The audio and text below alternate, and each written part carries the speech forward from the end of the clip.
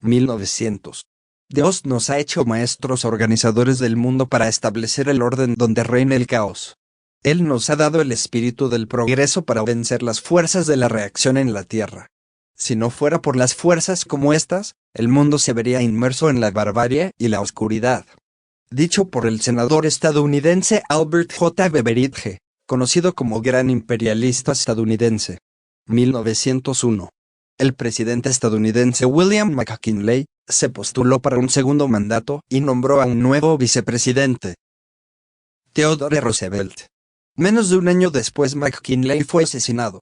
En 1901, James Jerome Hill, presidente y mayor accionista de Great Northern Railway, fue financiado por J. P. Morgan, propietario de Northern Pacific Railway, e intentó apoderarse del Chicago, Burlington y Quincy Railroad.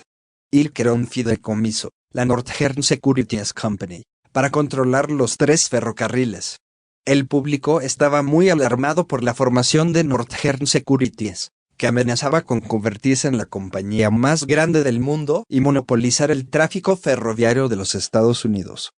McKinley promovió la arancel Dingley de 1897, para proteger a los fabricantes y trabajadores de fábricas de la competencia extranjera, y en 1900 aseguró la aprobación de la ley de la norma de oro, en un rechazo de la política monetaria expansionista de la plata libre. Las fuerzas norteamericanas de ocupación hicieron incluir en la Constitución de la nueva República de Cuba la infame enmienda Platt, mediante la cual Estados Unidos se arrogaba el derecho de intervenir en los asuntos cubanos, cada vez que estimara conveniente.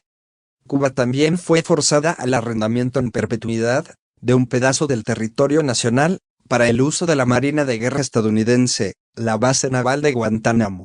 1902. El inglés John Maynard Keynes ingresó en el King's College en la Universidad de Cambridge, donde estudió matemáticas y teoría de probabilidades, orientándose luego hacia la economía. Frecuentó un grupo intelectual y artístico que proponía un nuevo orden social, contrario a los principios morales victorianos, denominado Círculo de Bloomsbury, del que formaban parte, entre otros, el escritor Lytton Strachey, Leonard y Virginia Woolf y el pintor Duncan Grant. John Maynard Keynes fue nombrado funcionario público del Home Civil Service, destinado a la Indian Office, donde acumuló un profundo conocimiento del sistema financiero hindú. Producto de su estancia en este departamento, escribió en 1913 Moneda y Finanzas en la India. En 1911 fue nombrado editor de la revista económica Economics Journal, y durante los años 1913 y 1914 fue miembro de la Royal Commission on Indian Finance and Currency.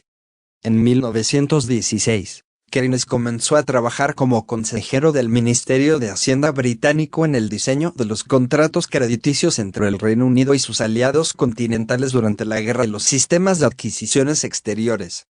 En 1919, Keynes, tras finalizar la Primera Guerra Mundial, formó parte de la delegación británica en la Conferencia de Paz de París, puesto del que dimitió ese mismo año por estar disconforme con el régimen abusivo de indemnizaciones y reparaciones que se imponía en Alemania, que consideraba una paz cartaginesa.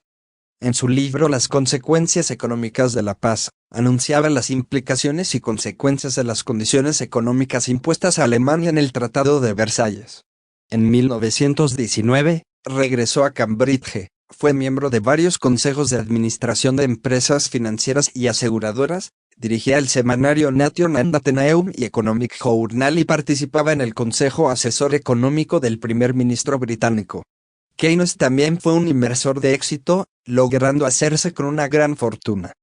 Pero, durante el crack del 29, casi queda en bancarrota. Sin embargo, pudo recuperarse en poco tiempo.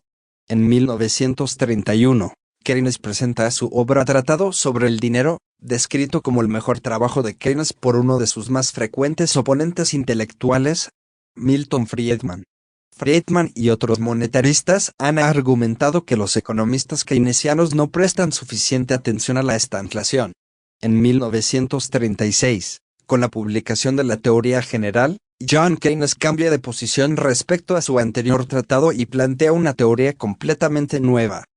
Con esto logró que sus tesis fueran las que se impusieran. Keynes fue mordaz al comentar el libro de Hayek, Precios y Producción, al que llamó uno de los más espantosos embrollos que he leído. Para 1942 Keynes era ya un economista ampliamente reconocido, como evidencia su admisión en la Cámara de los Lords con el título de Barón Keynes de Tilton, en el condado de Sussex, ubicándose en la bancada del Partido Liberal. Durante la Segunda Guerra Mundial, a medida que la victoria aliada parecía más segura, Keynes estuvo muy involucrado en las negociaciones que establecieron el sistema Bretton Woods, en su papel de líder de la delegación británica y presidente de la Comisión del Banco Mundial. El peso de los Estados Unidos en las negociaciones fue determinante para los planes de Henry Dexter White, estableciéndose el uso del dólar estadounidense como moneda de reserva, dando inicio a su presencia dominante en las finanzas globales. John Maynard Keynes fue el principal ideólogo del sistema económico keynesiano o de economía mixta, que fue adoptada por muchos países a nivel internacional, con excelentes resultados por más de 50 años. 1903. Tropas norteamericanas desembarcaron en la provincia colombiana de Panamá, y fomentaron un movimiento independentista, apropiándose de la región y proclamando su independencia. El gobierno de Colombia, involucrado en una interminable guerra civil, no pudo resistir a esta invasión. El tratado Aibunau varía entre y Colombia cedió a perpetuidad a Estados Unidos los derechos sobre una zona del istmo en la que se construirá el futuro Canal de Panamá. Este canal había sido proyectado por el explorador francés Ferdinand de Lesseps, constructor del Canal de Suez, pero había fracasado en su intento.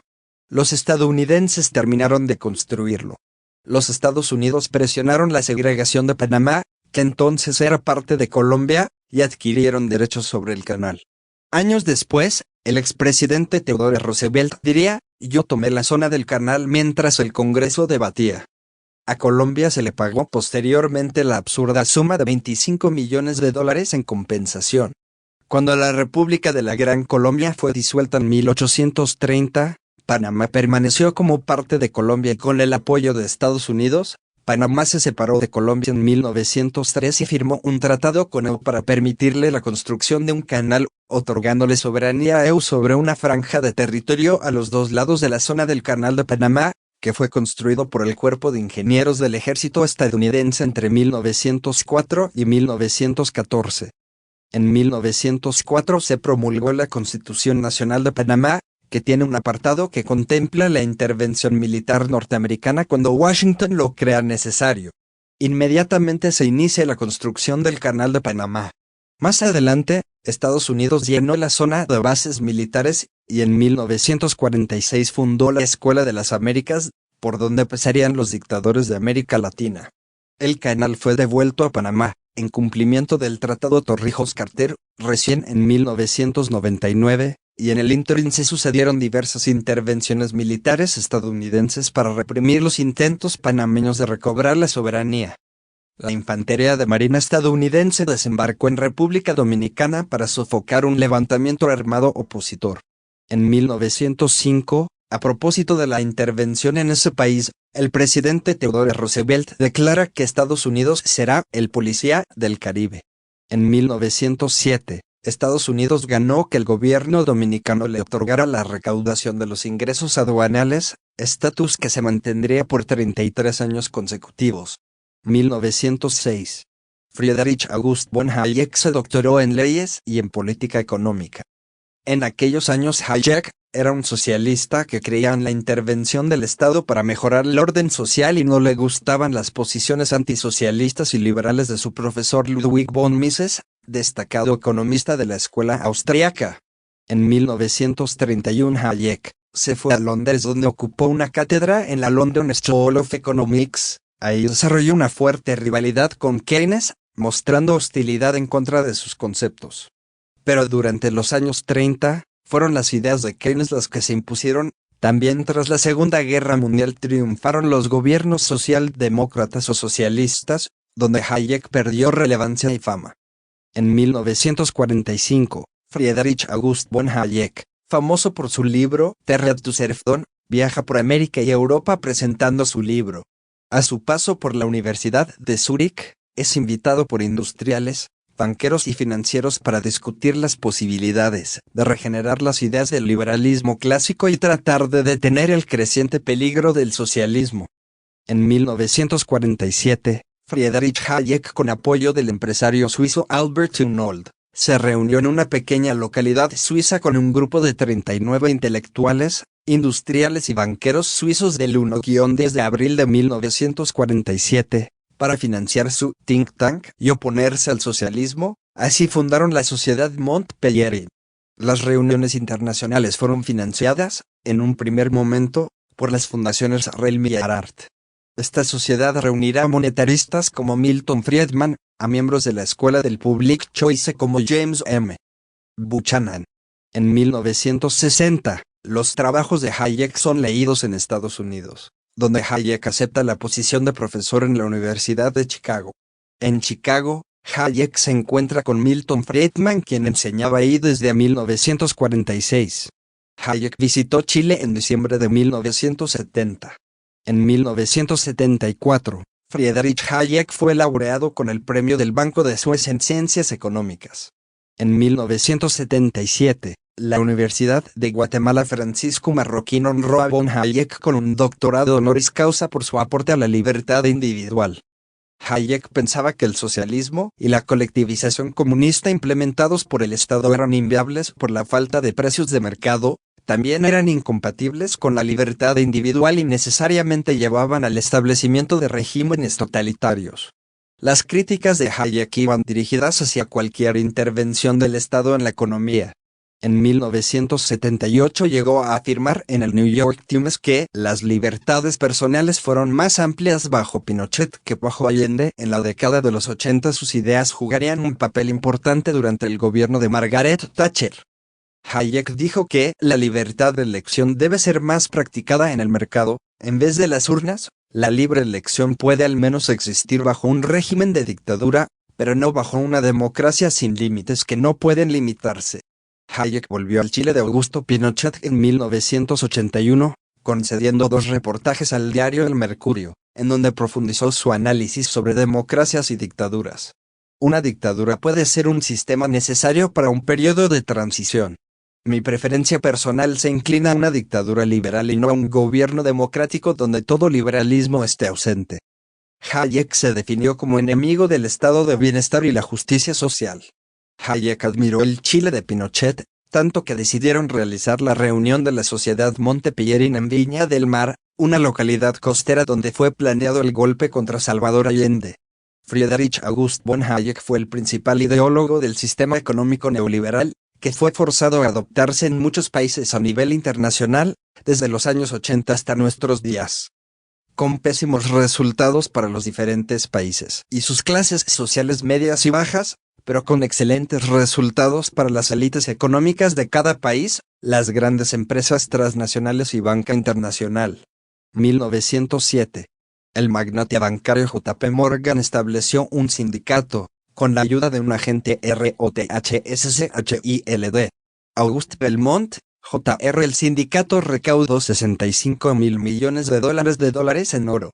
La suma sería reembolsada por una emisión de bonos. Durante 5 meses, J.P. Morgan estuvo viajando a Londres y París, presumiblemente visitando las ROTHSCHILD houses. Cuando regresó, comenzó a rumorear que el Knickerbocker Bank en Nueva York era insolvente. Se produjo pánico y la gente comenzó una retirada masiva de sus depósitos. La crisis de Knickerbocker tuvo un efecto dominó sobre otros bancos ocasionando el pánico de 1907. J.P. Morgan supervisó la respuesta de las comunidades bancarias a esta crisis. Todo el incidente ayudó a la élite a impulsar un banco central. Una estrategia muy usada es crear un problema o crisis económica que requiera de una solución o excusa para intervenir, muchas de las veces en contra de toda lógica. 1910. Para proporcionar la reforma del sistema bancario estadounidense, se creó una Comisión Monetaria Nacional del Congreso y se puso a cargo de un hombre relacionado con los Rockefeller, Nelson Aldrich. Durante 2 años, esta comisión viajó por Europa y obtuvo indicaciones sobre cómo debe establecerse el Banco Central. La comisión regresó, y Nelson Aldrich fue a una reunión secreta en el George Club en Georgia, propiedad de J.P. Morgan, para escribir la legislación de un banco central estadounidense. Asistentes en la reunión de George fueron Platt Andrew, Frank Vanderlip, Henry Davidson, Charles Norton, Paul Warburg y Benjamin Strong. El proyecto de ley de la Reserva Federal fue aprobado a escondidas por el Congreso en 1913 y firmado por el presidente Woodrow Wilson. El primer gobernador de la rama neoyorquina de la Reserva Federal fue Benjamin Strong. El primer gobernador de la junta directiva de la Fed fue Paul Warburg. Ambos conectados con Jacob Schiff, J. P. Morgan Jr. y la Casa de Rothschild. En 1979, Paul Volcker fue nombrado jefe de la Reserva Federal por el presidente Jimmy Carter, en las instrucciones de David Rockefeller. Volcker se convirtió en el presidente norteamericano de la Comisión Trilateral, y fue un líder Bilderberg y miembro del Council on Foreign Relations. Fue reemplazado durante la administración Reagan por Alan Greenspan, quien también es miembro del grupo de CFR y Bilderberg. Es así como la banca privada internacional liderada por la familia Rockefeller y Rothschild se apoderaron de la Reserva Federal de los Estados Unidos. 1911. La Corte Suprema de los Estados Unidos confirmó que la estructura y el desempeño de la Standard Oil Company se ajustaban al término de monopolio según la ley Sherman Antitrust, exigiendo en consecuencia su desmembración. El holding se dividió en 34 empresas independientes. Dos de estas nuevas compañías fueron la Jersey Standard, que finalmente se convirtió en la empresa Exxon, y la Socony, que años después se transformó en la empresa Mobil. 1912. Los marines norteamericanos invaden Nicaragua y dieron comienzo a una ocupación que se mantendría casi continuamente hasta 1933. El presidente estadounidense William Howard Taft declara: "No está distante el día en que 3 estrellas y 3 franjas, en 3 puntos equidistantes delimiten nuestro territorio, una en el Polo Norte, otra en el Canal de Panamá y la tercera en el Polo Sur. El hemisferio completo de hecho será nuestro en virtud de nuestra superioridad racial, como es ya nuestro moralmente". 1913. El sistema de la Reserva Federal fue creado por la Ley de la Reserva Federal, donde todos los bancos nacionales tuvieron que unirse al sistema. Los billetes de la Reserva Federal fueron creados para tener una oferta monetaria flexible.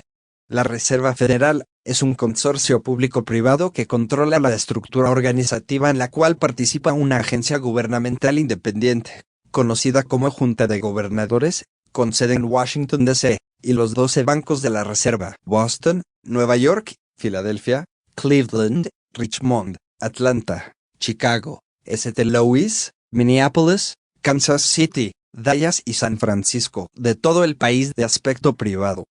Está encargada de custodiar parte de las reservas de los bancos miembros estadounidenses federales y estatales asociados. Las decisiones de la Junta de Gobernadores no tienen que ser aprobadas por el presidente o por alguna persona del Poder Ejecutivo o Legislativo, son decisiones de carácter unilateral. La Junta de Gobernadores no recibe dinero del Congreso, y su mandato tiene una duración que abarca varias legislaturas. Una vez que el presidente designa a un miembro de la Junta, este actúa con independencia, aunque puede ser destituido por el presidente. En conjunto, los 12 bancos federales procesan más de un tercio de los cheques emitidos en los Estados Unidos, superando los 12 billones de dólares anuales. El volumen de dólares transferido a través de la red electrónica de la Reserva Federal es cerca de 200 billones de dólares. La Reserva Federal también emite los billetes y las monedas de la nación. El Tesoro de los Estados Unidos, a través de su Casa de la Moneda y el Departamento de Grabado e Impresión de la Moneda, actualmente producen el suministro de efectivo. Los bancos de la Reserva Federal entonces lo distribuyen a las instituciones financieras. La Reserva Federal ayuda a mantener un sistema bancario fuerte como el prestador de última instancia, una institución financiera que experimenta una fuga inesperada de sus depósitos, por ejemplo, puede recurrir a su banco de la reserva si no puede obtener el dinero prestado de otra fuente. Existen 3 herramientas para llevar a cabo una política monetaria. Operaciones de mercado abierto. Cuando la Fed compra instrumentos financieros, pone más dinero en circulación. Con más dinero disponible, las tasas de interés tienden a disminuir, y así más dinero es prestado y gastado. Cuando la Fed vende instrumentos financieros, saca de circulación el dinero, causando que las tasas de interés aumenten, haciendo los préstamos más caros y, por lo tanto, menos accesibles. Regular la cantidad de reservas. Un banco miembro presta la mayor parte del dinero depositado en él. Si la Fed dice que deben quedarse con una mayor reserva, la cantidad de dinero que un banco puede prestar disminuye, haciendo los créditos menos accesibles y provocando alzas en la tasa de interés. Tasas de descuento. Cambiar la tasa de interés a la cual los bancos pueden pedir del sistema de la Reserva Federal. Bancos miembros pueden pedir préstamos de corto plazo a la Fed. El interés que cobra la Fed a los bancos por los préstamos es llamado tasa de descuento, la cual es superior a la tasa de interés de los bancos comerciales. Esto tiene un efecto en la cantidad de dinero que los bancos sobregiran. Es así como al Banco de Gobierno de los Estados Unidos, transformado en una banca privada, controlada por magnates banqueros internacionales liderados por los Rockefeller y los Rothschild, se le otorga un poder constitucional autónomo, autocrático, dictatorial, autoritario y omnipresente. 1914. Woodrow Wilson, el presidente estadounidense que firmó la ley que creó la Reserva Federal, más tarde lamentaría mucho esa decisión, cuando escribió lo siguiente: una gran nación industrial está controlada por sus sistemas de crédito. Nuestro sistema de crédito está concentrado en privado. El crecimiento de la nación, por lo tanto, y todas nuestras actividades están en manos de unos pocos hombres. Ha llegado a ser uno de los peores gobernados, uno de los gobiernos más completamente controlados y dominados en el mundo civilizado, ya no un gobierno por la opinión libre, ya no un gobierno por convicción y el voto de la mayoría, sino un gobierno por la opinión y la coacción de pequeños grupos de hombres dominantes. La Marina de Estados Unidos bombardeó la ciudad portuaria de Veracruz, México, bajo el pretexto de la detención de soldados norteamericanos en Tampico. El gobierno mexicano se disculpó, pero el presidente Woodrow Wilson ordena que la Armada estadounidense ataque el puerto de Veracruz. 100 soldados mexicanos, varios cadetes de la escuela naval y grupos civiles resisten con heroísmo. Hubo 300 muertos. Los invasores permanecieron allí durante varios meses. De 1914 a 1918, se dio inicio a la Primera Guerra Mundial, que fue una confrontación bélica centrada en Europa, donde se vieron involucradas todas las grandes potencias industriales y militares de la época, divididas en dos alianzas. En el transcurso de la Primera Guerra Mundial, naciones no participantes en la guerra, como Estados Unidos y Japón, se apoderaron de mercados internacionales dominados por los europeos, que en ese momento centraban sus esfuerzos industriales en la producción militar. En el sector agrícola, la demanda de alimentos de los países en guerra creció bastante, lo que estimuló la producción agrícola de los países neutrales, los cuales al acabar la guerra y volver a la normalidad, vieron cómo existía una oferta excesiva de productos agrícolas y poca demanda, lo que forzó una reducción de los precios en este sector, la cual sufrió grandes pérdidas, falta de pago de préstamos bancarios y bancarrotas. La guerra también estableció un nuevo mapa político de Europa, con nuevas fronteras que afectaron la estructura económica y comercial de ese continente, al romper sus mercados y perder eficiencia económica, con lo que fueron necesarias nuevas inversiones y préstamos bancarios. 1915. Los marines estadounidenses ocuparon Haití para restaurar el orden. Se estableció un protectorado que permaneció hasta 1934. El secretario de Estado William Jennings Bryan, al informar sobre la situación haitiana, comentó: "Imaginen esto, negros hablando francés". 1916. Marines ocuparon la República Dominicana y permanecieron allí hasta 1924. Los Estados Unidos anunciaron al mundo su decisión de ocupar y gobernar a través de un gobierno militar a este país.